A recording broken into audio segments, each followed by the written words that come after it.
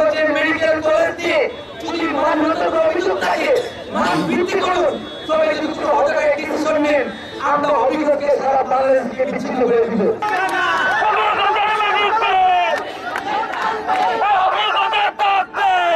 নিজেদেরকে কখনোই মানবিক হিসেবে ধরে নিতে পারবো না, কারণ হচ্ছে আমাদের পার্শ্ববর্তী যেসব বিভাগীয় মেডিকেল আছে তারা যেভাবে পরীক্ষা দিয়ে আসে বা আইটেম কার্ড দিয়ে আসে, আমরাও সেগুলো সেম পর্যায়ে এবং সেম মানদণ্ডতেই আমরা পাশ করে আসছি। তাহলে তারা যদি মানহীন না হয় তাহলে আমরা কিভাবে মানহীন হয়ে গেলাম?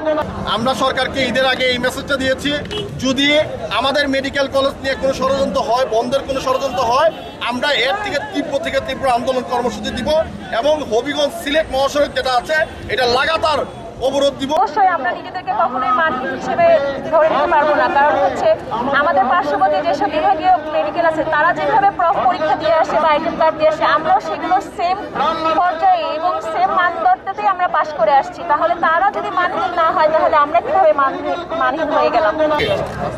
আমরা সরকারকে ঈদের আগে এই মেসেজটা দিয়েছি, যদি আমাদের মেডিকেল কলেজ নিয়ে কোনো ষড়যন্ত্র হয়, বন্ধের কোনো ষড়যন্ত্র হয়, আমরা এর থেকে তীব্র আন্দোলন কর্মসূচি দিব এবং হবিগঞ্জ সিলেট মহাসড়ক যেটা আছে এটা লাগাতার অবরোধ দিব এবং কর্মসূচি যেটা বাস্তবায়ন করব।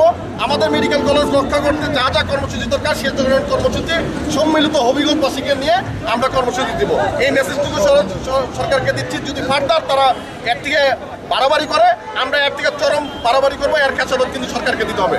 হবিগঞ্জের মেডিকেল কলেজ দিয়ে যদি মানগত অভিযোগ থাকে মান বৃদ্ধি করুন, তবে যদি কোনো হতাকার ডিসিশন নেন আমরা হবিগঞ্জকে সারা বাংলাদেশ থেকে বিচ্ছিন্ন করে দিব। আমরা বলতে চাই আমাদের হৃদয়